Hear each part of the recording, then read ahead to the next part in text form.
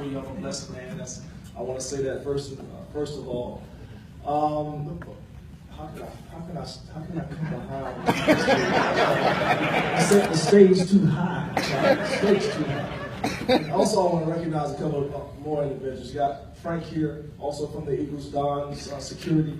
In the back, we have Howie and Greg with security. Excuse me. With equipment. My new teammates with the Philadelphia Eagles.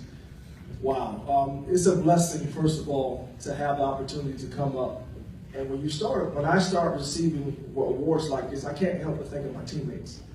I can't help but think about those individuals and coaches that helped me get to where I am by the play on the field on both sides of the football and by the trust in me by certain individuals. And I don't know if this has ever been done before. I don't even know if it can be done, but I would love for the Hall of Fame, Philadelphia Hall of Fame, Sports Hall of Fame. Thank you very much for the nominee as well.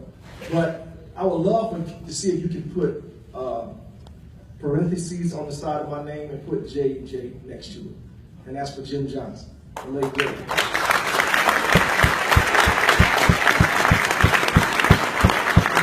The reason why I say that, because I owe that man so much because of the trust that he had in me and the way that he utilized me. And I was once told by a couple of doctors that I have an unusual heartbeat, not rhythm-wise, but a strong heartbeat. Like it beats a little harder than the average person. Now, I don't know what that means, but there's a reason why that the passion rolls in me so hard and comes out so passionately and so direct towards people that I care about. And a lot of it, I think, is because of that heart. Like I've always been told that you can't measure a person's heart. You can't measure what a person wants to do. And the reason why these individuals are up here getting introduced into the Hall of Fame is because of the passion that they played the game, coached the game with. Well, the Lord blessed me with some things. He did. I know he did. I'm thankful that he did. He gave me a desire, a fire that burns inside of me. And that fire I don't like to keep to myself. I don't. I like to share it. I like to share it with people that I talk to in the street. I like to share it with people. I like to see if I can help you bring out of you what's inside of you by something that I may say. Because I've been told in my prayer time that inspiration starts from inside. It's the word I am. If I encourage you, that's inside courage. So if I say something or I do something, allow you to do something substantial in your life, achieve a great goal, I didn't do nothing. I just woke up what's inside of me. And that's how I felt about my teammates, every last one of them. If I can say something, even if I have to act a fool, if I have to act a fool to bring something out of them, they knew what I would do. There's nothing I would not have done for my teammates. So when I start receiving awards like this, I can't help but think about those guys, every last one. And the times that we had, the good times and the bad. Because in those bad times propelled us to make a run that next year. Every time we had a bad year, end of a year, we came together, pushed one another in order to make another run. We made a run year after year after year after year. That's not a guarantee. But I did that because of that heart that I've been blessed with, that I like to share with people.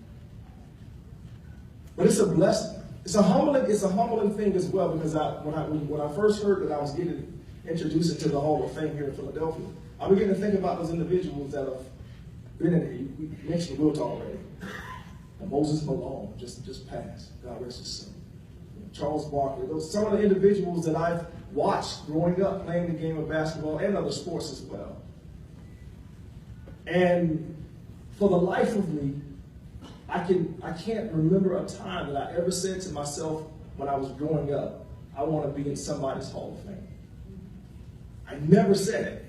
And they always say you need to set a goal and try to reach that goal. I never said to myself, I want to be in somebody's Hall of Fame. So I can honestly tell you that it's like I'm living somebody else's dream. Because I didn't dream this big. I didn't know that I would have the love of a city like Philadelphia.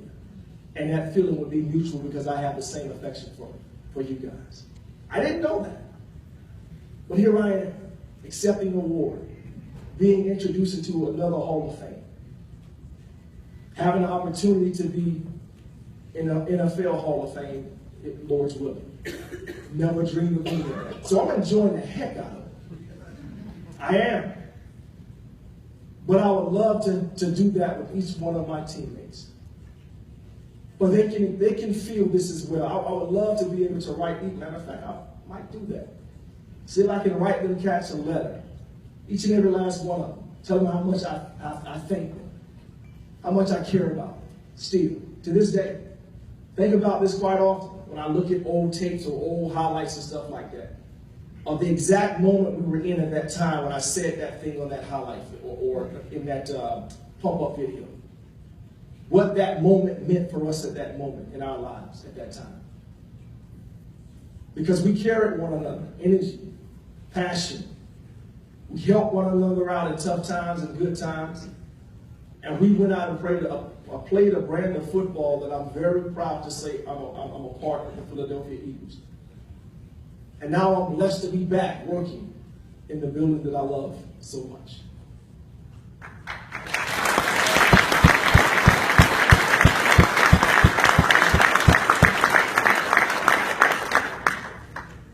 I don't like to go places and have conversations with people without challenging them.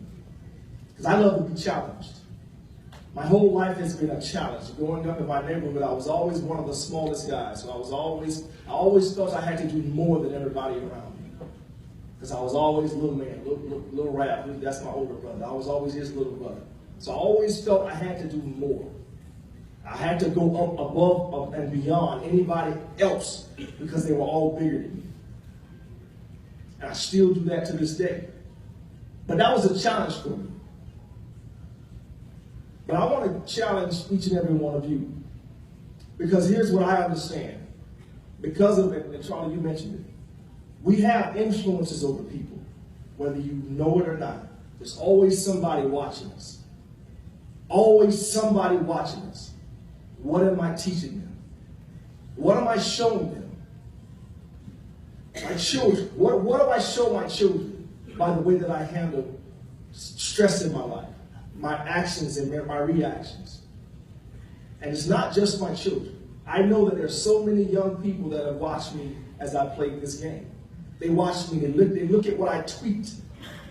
They look at what I say on Facebook. So I ask you, what are you doing with what you have? What are you teaching that person that's watching you? It's at least one. What are you showing them? What are you teaching them? For me, I hope I've taught somebody that sometimes the dreams that you dream won't come to fruition. If you work hard enough, if you have enough drive and determination, if you want something bad enough, the dream that you will actually achieve will be greater than the dream that you dreamt. And again, that's the dream that I'm living, somebody else's. Thank you very much. God bless you.